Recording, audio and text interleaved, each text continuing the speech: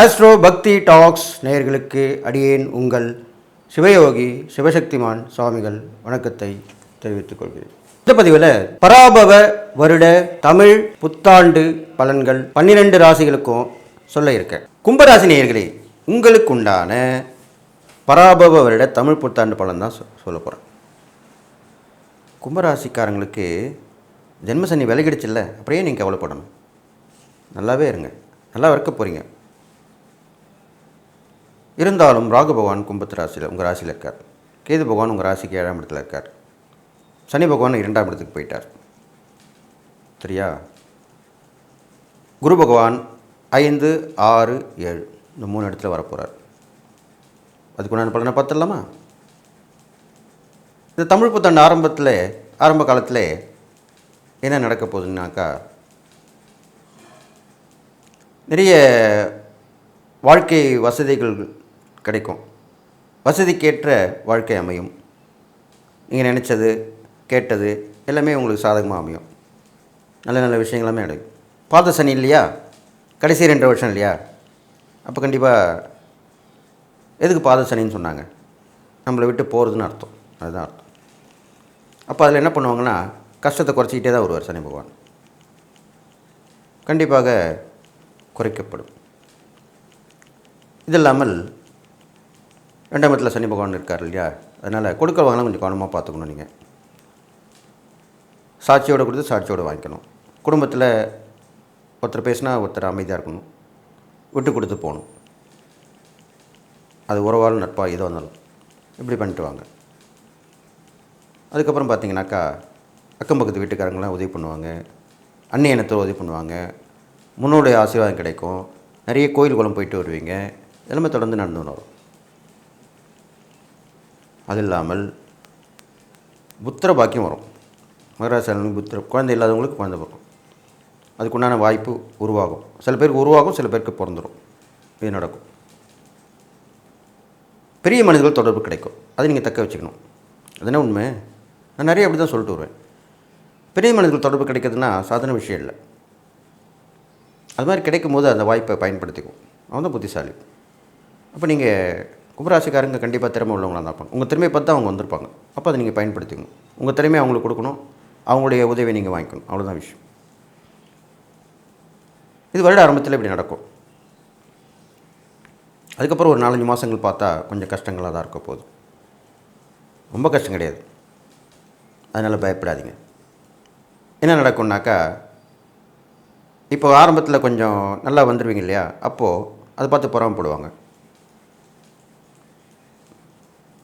பழி வாங்குவாங்க. உங்கள்கிட்ட இருக்கிற பணமையோ பொருளையோ களவாட பார்ப்பாங்க, இல்லை உங்கள்கிட்ட வாங்கிக்க பார்ப்பாங்க. உங்களை நீங்கள் முன்னேற மாதிரி அந்தாக்கா உங்களை கீழே இறக்க பார்ப்பாங்க. இது மாதிரிலாம் பண்ணுவாங்க. அப்போ கவனமாக இருக்கணும். நடுவில் வர ஒரு 5-6 மாதங்கள், அந்த மாதங்களில் கடன் கூட ஏற்படுறதுக்கு வாய்ப்பு இருக்குது. அப்போ நீங்கள் கடன் வாங்காமல் இருக்கிறது நல்லது. மேக்ஸிமம் வாங்கி தான் ஆகணும் அப்படின்னா வாங்கலாம். அது நீங்கள் விரலுக்கு தகுந்த வீக்க மாதிரி உங்களுக்கு கொடுக்குற அளவுக்கு மாடி வாங்கி வச்சுக்கணும்.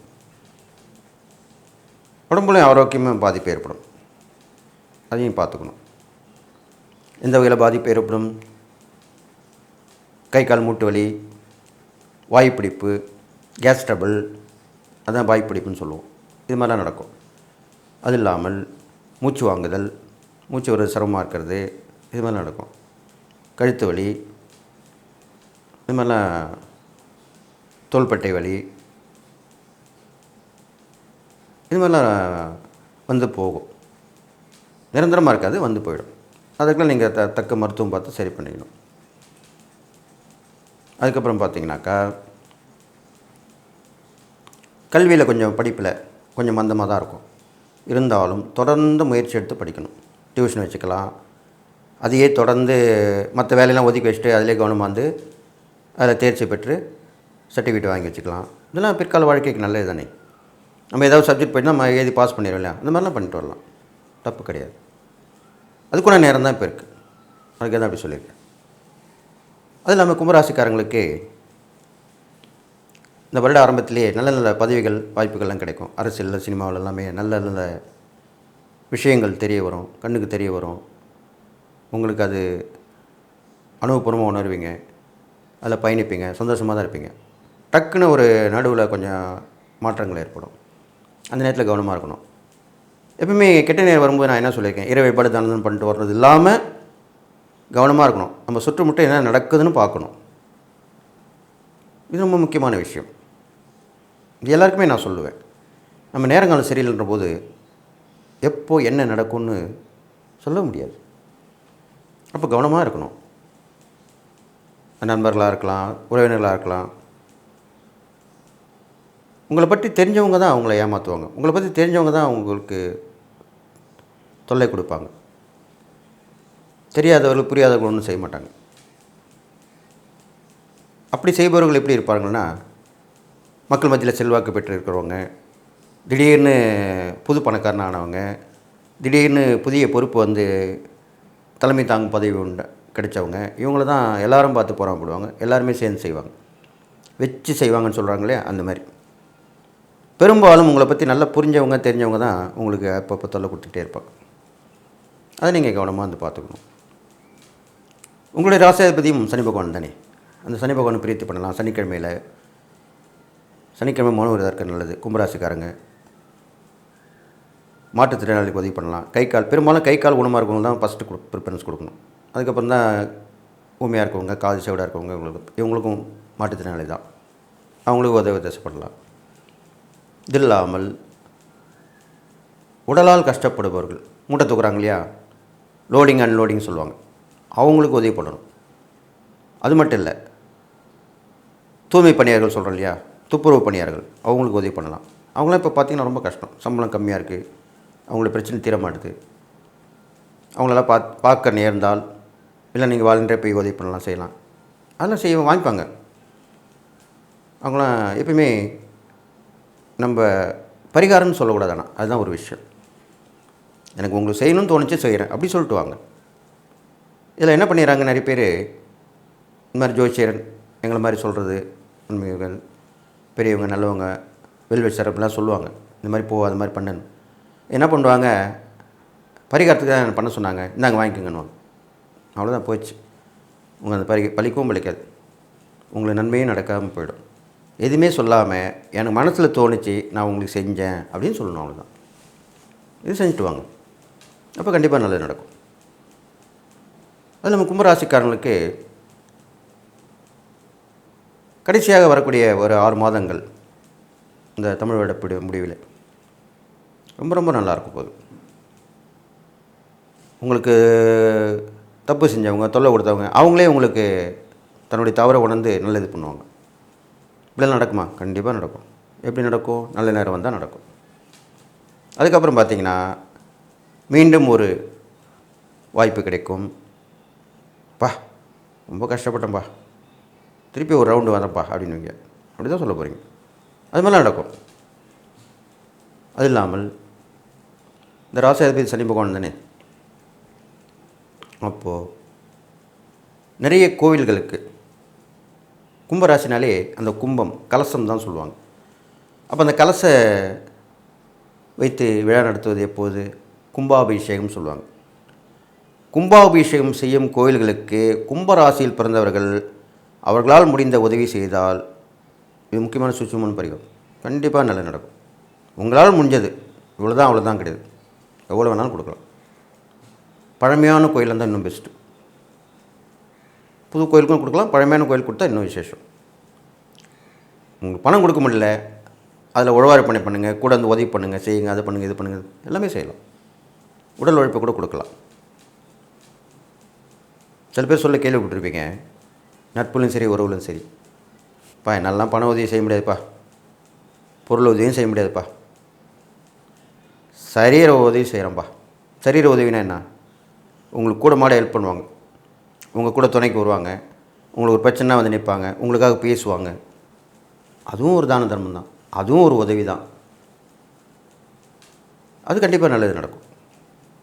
அப்படி பண்ணிக்கலாம். உங்களால் முடியலனா நீங்கள் அந்த மாதிரி மற்றவங்களுக்கு போய் உதவி பண்ணலாம். அதுக்கப்புறம் பார்த்தீங்கன்னாக்கா, இந்த கும்பராசியில் பிறந்தவங்களுக்கு நிறைய விஷயங்கள் புரிய வரும். புரியாத விஷயங்கள்லாம் புரிய வரும். இவ்வளோ நாளாக எனக்கு புரியலையே, இவ்வளோ நாளாக தெரியலையே, இப்படி தான் சொல்லியிருப்பீங்க. அதெல்லாமே இப்போது விளங்கிடும். அது மட்டும் இல்லை, இந்த 6 மாதம் முடிஞ்ச 6 மாதத்துக்கு அப்புறம் பார்த்தீங்கன்னாக்கா ஒவ்வொரு விஷயமாக நடக்கும். உங்கள் திறமைகள் எல்லாம் வெளிப்பட்டுன்னு வரும். பெரும்பாலும் கும்பராசிக்காரங்களுக்கு திறமைகள் வெளிப்படாது. அவங்க சொல்ல மாட்டாங்க. முதல்ல யாராவது கண்டுபிடிச்சு சொன்னால் தான் உண்டு. இப்போ அப்படி தான் சொல்கிறதுக்கு உண்டான வழிகள் இப்போ நிறைய இருக்கே. நம்ம சாதாரணமாக போய் ஒருத்தருக்கு உதவி பண்ணுவோம். இப்போலாம் எல்லாருமே கையில் ஃபோன் வச்சுருக்காங்க, செல்ஃபோன். டக்குன்னு ஒரு வீடியோ எடுத்து போட்டுருவாங்க. ஃபேஸ்புக்கில், இன்ஸ்டாகிராம்லையோ, ட்விட்டர் எது வேணாலும் போட்டுருவாங்க. அது அப்படியே வைரல் ஆகிடும். உடனே நீங்கள் செஞ்ச அந்த உதவி நீங்கள் விளம்பரத்துக்காக செஞ்சுருக்க மாட்டீங்க. அதில் நீங்கள் பேசுபொருள் ஆகிடுவீங்க, ஃபேமஸ் ஆகிடுவீங்க. அது மூலிமா உங்களுக்கு நல்லது நடக்கும். இது மாதிரிலாம் நடந்திருக்கு. அதுதான் உண்மை. அதனால் இப்படிலாம் செய்யலாம் நீங்கள். அதனால் கும்பராசி பிறந்தவங்களுக்கு எப்பயுமே நல்லா கேட்டுங்க. சனி பகவான் வீட்டில் மகரம் கும்பத்தில் கும்பத்துக்கு தான் அவர் ரொம்ப முக்கியத்துவம் கொடுப்பார். கும்பராசியில் தான் உள்ளால் இருந்தார் இல்லையா, அவர் ரொம்ப சந்தோஷமாக தான் இருந்திருப்பார். இப்போ மட்டும் என்ன, மீனராசி தானே போயிருக்கார், குருவோட வீட்டு தான் போயிருக்கார். அதனால் குருவோடைய பலன் தான் சேர்த்து கொடுப்பார். அதுதான் உண்மை. அதனால தான் நல்லது நடக்கும்னு சொல்லியிருக்கேன் இந்த சனி பயிற்சி. அதனால் இந்த கும்பராசியில் பிறந்தவர்கள் இந்த பராபவரோட தமிழோட பலன்கள் வரிசையில் பார்க்கும் பொழுது குன்றில் இட்ட விளக்காக திகழ போகிறீங்க. அப்போது குன்றுனா இப்போ சொல்கிறாங்களே தீபத்தூணில் தீபம் ஏற்றணும்னு, அந்த மாதிரி உயர்ந்த இடத்துல விளக்கேற்றி வழிபாடு எப்படி இருக்கும், பிரகாசமாக இருக்கும் இல்லையா, அப்படி இருக்க போகிறீங்கன்னு சொல்லி எல்லா நலனும் பெற்று வாழ்வீங்கன்னு வாழ்த்து விடைபெறுகிறேன். நன்றி. மீனராசி நேயர்களே, உங்களுக்கு உண்டான பராபவ வருட தமிழ் புத்தாண்டு பலன் தான் சொல்லப்போகிறேன். மீனராசிக்காரங்களுக்கு ரொம்ப ஏக்கமாக இருப்பீங்க. ரொம்ப கஷ்டமாக இருக்குது சாமி, எங்கள் ராசி தான் இப்போ சனி பகவான் வந்துட்டார், என்ன பண்ணுறதுன்னு தெரில. ஏற்கனவே குரு பகவானும் சரியில்லாமல் இருக்கார், 4ஆம் இடத்துல இருக்கார், அர்த்தாஷ்டம குருவாக இருக்கார், ராகு 12ல் இருக்கார், கேது 6ல் இருக்காங்க. ஒன்றுமே புரியலையே சாமி அப்படி தான் நினச்சிட்டு இருப்பீங்க. எல்லாமே புரிய வைக்கக்கூடிய நேரம் தான் இப்போ உங்களுக்கு வந்திருக்கு. இந்த பராபவ தமிழ் வருட பலன் பார்க்கும்பொழுது உங்களுக்கு ஜென்மசனி 4, 5, 6ல் குரு, 2 பயிற்சி இருக்குது குருவுக்கு. 12ல் ராகு, 6ல் கேது. அப்போது இந்த தமிழ் புத்தாண்டு ஆரம்பித்து ஒரு 2 மாத காலங்களில் சுமாராக தான் போயின்ட்டுருக்கும். ஜென்மசனி வேறு இல்லையா, போட்டு படுத்துவார். ரொம்ப படுத்த மாட்டார், கவலைப்படாதீங்க. உடம்பை தான் படுத்துவார், வேறு எதுவும் பண்ண மாட்டார். உடல் உழைப்பை கட்டுப்படுத்துவார். அவர் மந்தன் இல்லையா, சோம்பலை உருவாக்குவார், சுறுசுறுப்பை குறைச்சிருவார்.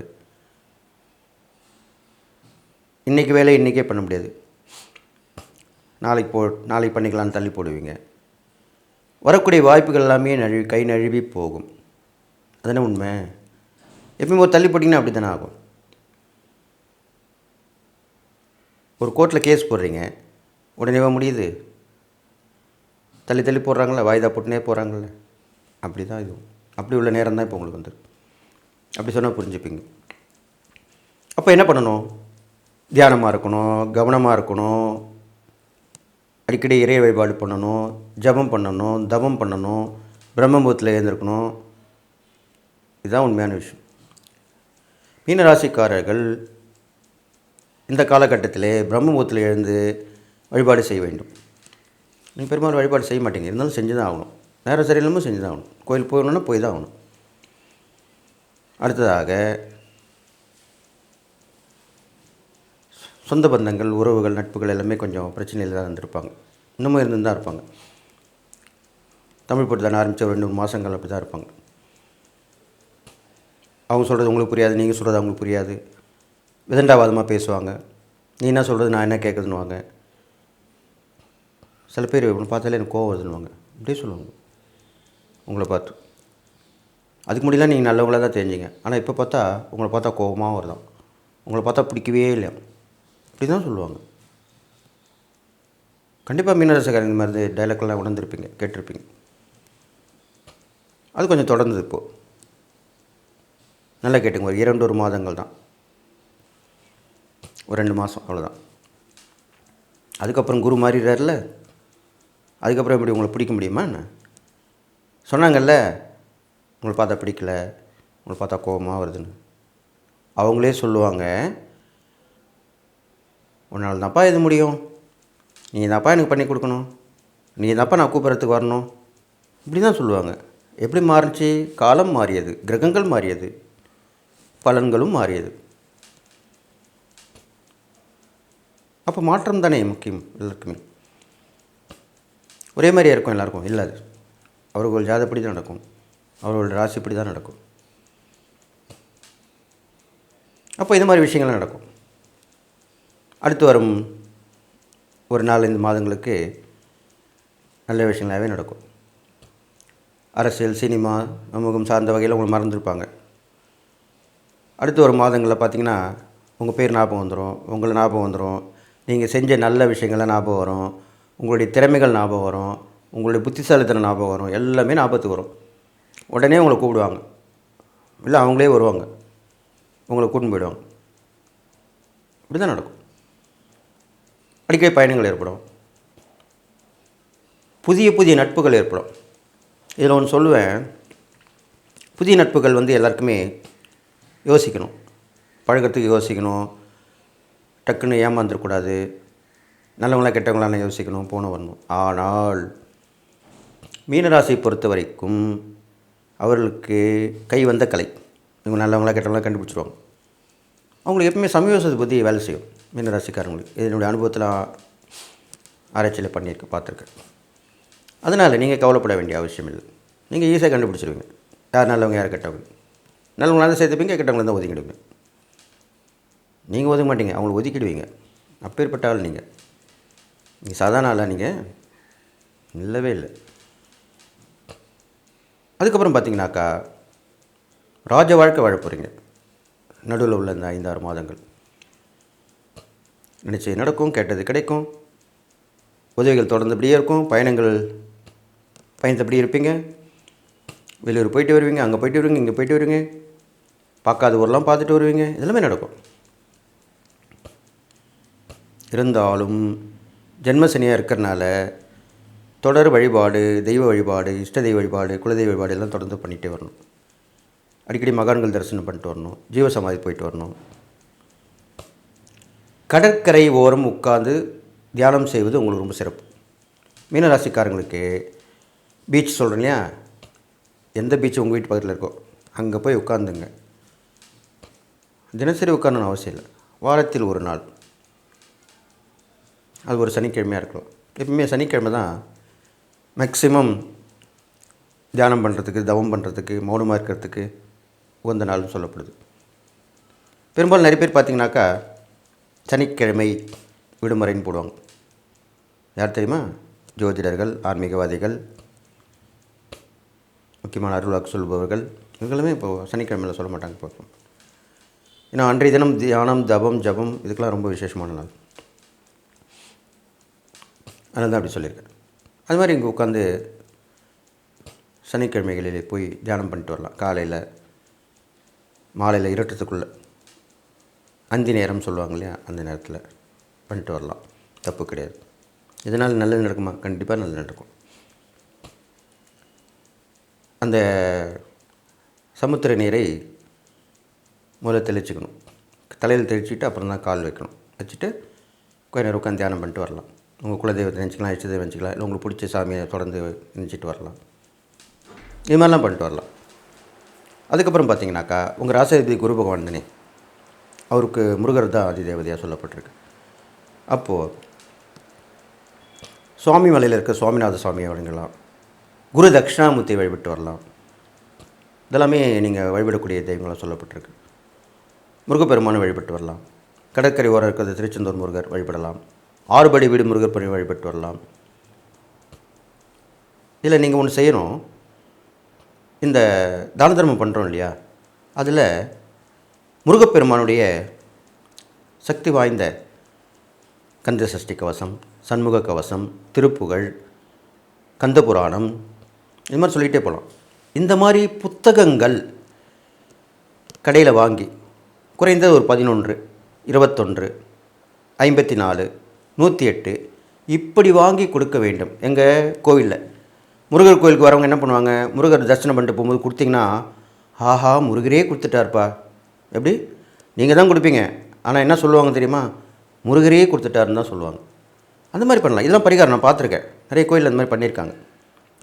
கந்த சஷ்டி கவசம் புக்கு ஒரு தம்பதியர்கள் 108 புக்கு வாங்கி கொடுத்தாங்க. என்னென்னு கேட்டால், அவங்க பையன் நல்லாவே படிக்கலைங்க, நல்லா படித்து பாஸ் பண்ணிட்டாக்கா நாங்கள் கந்த சஷ்டி கவசம் புத்தகம் வாங்கி கோயிலில் விநியோகம் பண்ணுறோன்னு வேண்டிக்கணும். 108 புத்தகம் வாங்கி ஒவ்வொருத்தருக்கும் வரவங்களுக்கெல்லாம் கொடுத்துக்கிட்டே இருந்தாங்க. இதுவும் ஒரு தான தர்மம் தான். இது ரொம்ப விசேஷமானது. ஏன்னா தெய்வத்தை பற்றி பேசுகிறதும் சரி, தெய்வத்தை நினைப்பதும் சரி, தெய்வத்தை பற்றிய புராணங்கள், தெய்வத்தை பற்றிய பாடல்கள் இதெல்லாமே எல்லாருக்கும் கொடுத்தாலே அது அவங்களுக்கு போய் சேருதில்ல. அது ரொம்ப நல்ல விஷயம். இது மாதிரி பண்ணிட்டு வாங்க. அது இல்லாமல் அனாதை ஆசிரமத்துக்கு போயிட்டு அங்குள்ள குழந்தைங்களுக்கு இனிப்பு வாங்கி கொடுக்கணும், உணவுகள், நீர் வாங்கி கொடுக்கலாம், முக்கியமான பொருட்கள் வாங்கி கொடுக்கணும். இதெல்லாம் முக்கியமான விஷயங்கள். இன்னொரு விஷயம் சொல்கிறேன். மீனராசிக்காரங்களுமே மிதனராசிக்காரங்க சொன்ன மாதிரி மிதனராசியுடைய உருவம் இரட்டை குழந்தைகள், மீனராசியில் உருவம் இரட்டை மீன்கள். அப்போ இரட்டைன்னு வரும்போது நீங்கள் அந்த ட்வின்ஸுக்கும் வாங்கி கொடுக்கலாம். நீங்களும் பண்ணலாம், தப்பு கிடையாது. ட்வின்ஸ் உள்ள குழந்தை, இரட்டை குழந்தைகள், கஷ்டப்படுறவங்க, ஏழ்மையாக இருக்கவங்க தான் சொல்லியிருக்கேன். இது மாதிரி வாங்கி கொடுக்கலாம். அடுத்து வரும் 6 மாதங்கள் நல்லாயிருக்கும். கடைசி ஒரு 4-5 மாதங்கள் திருப்பி பழையபடி கஷ்டப்பலன் வந்தால் கூட நீங்கள் சமாளிச்சிடுவீங்க. நீங்கள் சமாளிக்கக்கூடியவர்கள் தானே. சவாலே சமாளின்ற வாக்கியம் உங்களுக்கு தான் ரொம்ப பொருத்தமாக இருக்கும். அதனால் மீனராசிக்காரங்களுக்கு எதை பற்றி கவலைப்பட வேணாம். நான் சொன்ன இந்த இறைப்பறிகள் தானம் பண்ணிட்டு வாங்க. இந்த பராபவரோட பல்லில் பார்க்கும்போது உங்களுக்கு கழுவுன மீனில் நழுவுன மீன் சொல்லுவாங்க. அந்த மாதிரி தப்பிச்சு, கெடுபலேருந்து தப்பிச்சு நல்ல பலனை மேற்கொண்டு வந்து எதிர்நீச்சல் போட்டு வாழ்ந்து காட்ட போகிறீங்க அப்படின்னு சொல்லி எல்லா நாளும் பெற்று வாழ்வீங்கன்னு வாழ்த்து விடைபெறுகிறேன். நன்றி, வணக்கம்.